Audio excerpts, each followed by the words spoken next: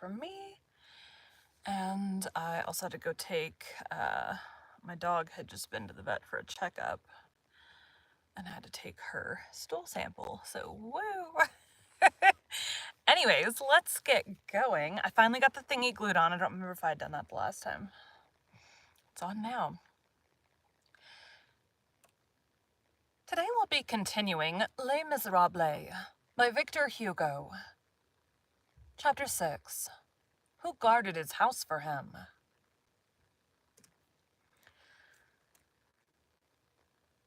The house in which he lived consisted, as we have said, of a ground floor and 1 story above, 3 rooms on the ground floor, 3 chambers on the first, and an attic above. Behind the house was a garden, 1/4 of an acre in extent. The 2 women occupied the first floor. The bishop was lodged below. The first room, opening on the street, served him as dining room. The second was his bedroom. I did not put this into quiet mode. Bedroom. And the third, his oratory. There was no exit possible from this oratory, except by passing through the bedroom, nor from the bedroom without passing through the dining room. At the end of the suite, in the oratory, there was a detached alcove with a bed, for use in cases of hospitality. The bishop offered this bed to country curates whom business of the requirements of their parishes brought to D. The pharmacy of the hospital, a small building which had been added to the house and abutted on the garden, had been transformed into a kitchen and cellar. In addition to this, there was in the garden a stable, which had formerly been the kind of kitchen of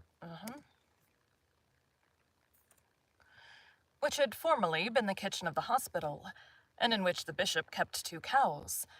No matter what the quantity of milk they gave, he invariably sent half of it every morning to the sick people in the hospital. His voice is... And I had agreed. I am paying my tithes, he said. His bedroom was tolerably large and rather difficult to warm in bad weather, and wood is extremely dear at D. He hit upon the idea of having a compartment of boards constructed in the cowshed. Here he passed his evenings during seasons of severe cold. He called it his winter salon.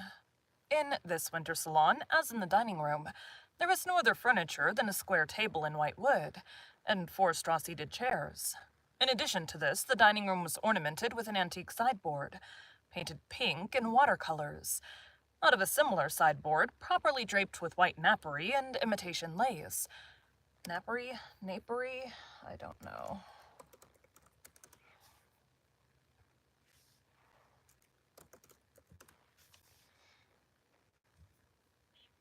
Napery.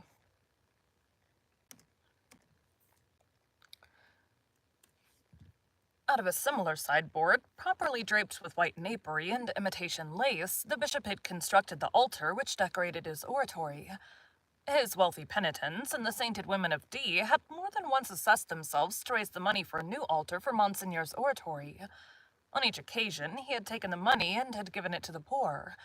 The most beautiful of altars, he said, is the soul of an unhappy creature consoled in thanking God.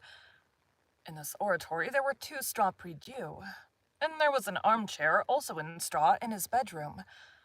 When by chance he received 7 or 8 persons at one time, the prefect or the general or the staff of the regiment in garrison, or several pupils from the little seminary, the chairs had to be fetched from the winter salon in the stable, the prie-dieu from the oratory, and the armchair from the bedroom. In this way, as many as 11 chairs could be collected for the visitors. A room was dismantled for each new guest. It sometimes happened that there were 12 in the party. The bishop then relieved the embarrassment of the situation by standing in front of the chimney if it was winter, or by strolling in the garden if it was summer. There was still another chair in the detached alcove, but the straw was half gone from it, and it had but 3 legs, so that it was of service only when propped against the wall. Mademoiselle Baptistine had also in her own room a very large easy-chair of wood, which had formerly been gilded, and which was covered with flowering pekin. Pekin?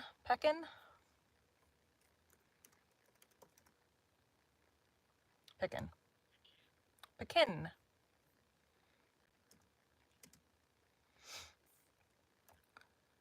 Which had formerly been gilded and which was covered with flowering pekin.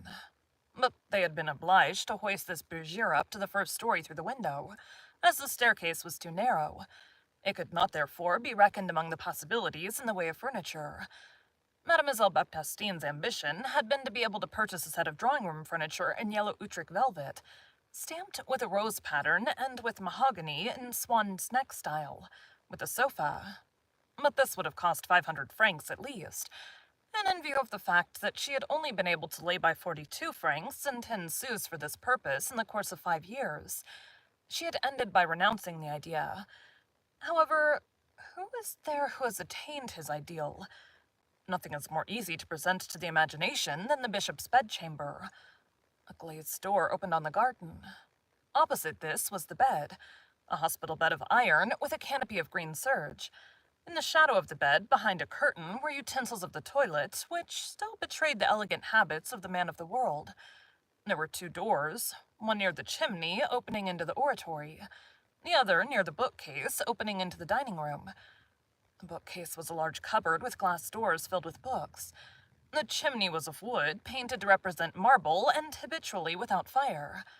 In the chimney stood a pair of fire-dogs of iron, ornamented above with 2 garlanded vases and flutings which had formerly been silvered with several...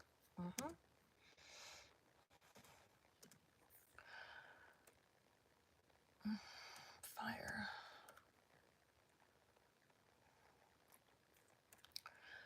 In the chimney stood a pair of fire-dogs of iron, ornamented above with 2 garlanded vases, and flutings which had formerly been silvered with silver leaf, which was a sort of episcopal luxury.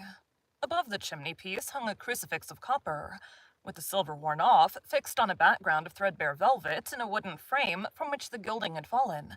Near the glass door, a large table with an inkstand, loaded with a confusion of papers and with huge volumes.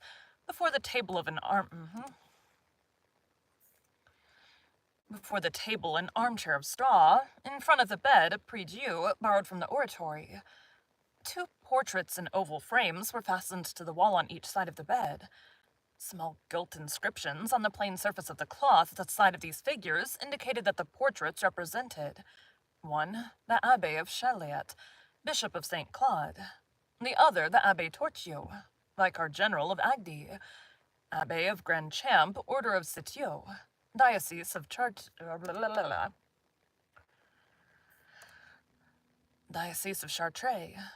When the bishop succeeded to this apartment, after the hospital patients, he had found these portraits there and had left them. They were priests and probably donors. 2 reasons for respecting them. All that he knew about these 2 persons was that they had been appointed by the king, the one to his bishopric, the other to his benefice. On the same day, the 27th of April, 1785, Madame Magloire having taken the pictures down to dust, the bishop had discovered these particulars written in whitish ink on a little square of paper yellowed by time, and attached to the back of the portrait of the Abbé of Grand Champ with 4 wafers. At his window he had an antique curtain of coarse woolen stuff, which finally became so old that in order to avoid the expense of a new one, Madame Magloire was forced to take a large seam in the very middle of it. This seam took the form of a cross. The bishop often called attention to it. "How delightful that is," he said. All the rooms in the house, without exception, those on the ground floor as well as those on the first floor, were whitewashed, which is a fashion in barracks and hospitals. However, in their latter years,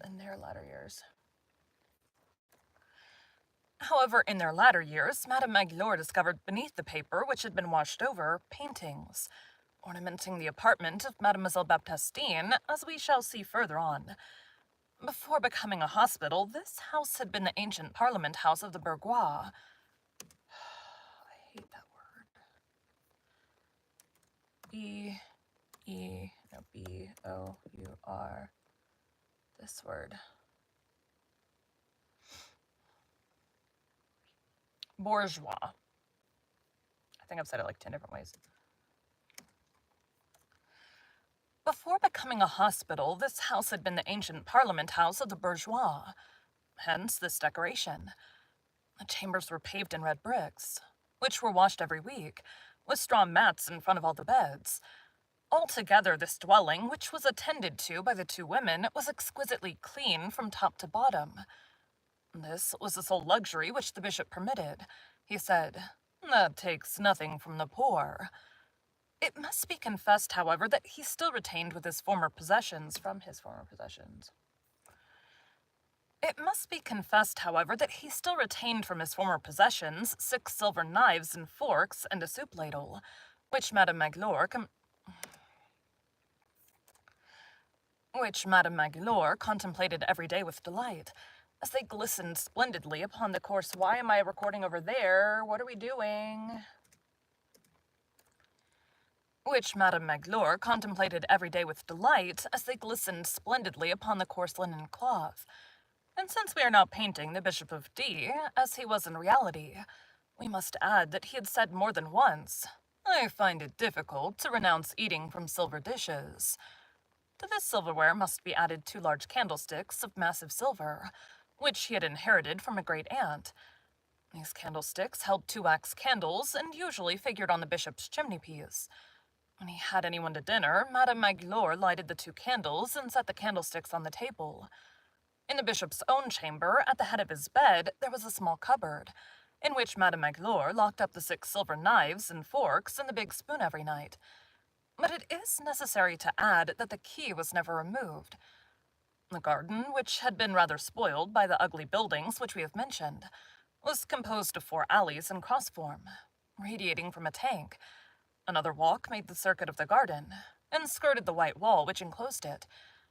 These alleys left behind them 4 square plots rimmed with box. In 3 of these, Madame Magloire cultivated vegetables. In the 4th, the bishop had planted some flowers. Here and there stood a few fruit trees. Madame Magloire had once remarked, with a sort of gentle malice.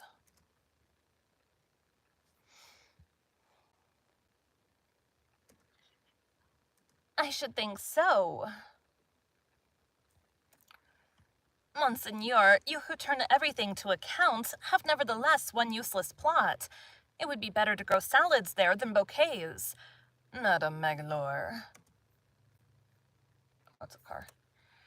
"Madame Magloire," retorted the bishop, "you are mistaken. The beautiful is as useful as the usual." He added after a pause, "More so, perhaps." This plot, consisting of 3 or 4 beds, occupied the bishop almost as much as did his books. He liked to pass an hour or 2 there, trimming, hoeing, and making holes here and there in the earth, into which he dropped seeds. He was not as hostile to insects as a gardener could have wished to see him. Moreover, he made no pretensions to botany. He ignored groups and consistency. He made not the slightest effort to decide between tournefort and the natural method. He took part neither with the buds against the... Oh my god. C-O-T-Y-L-E. That word. Cotyledon.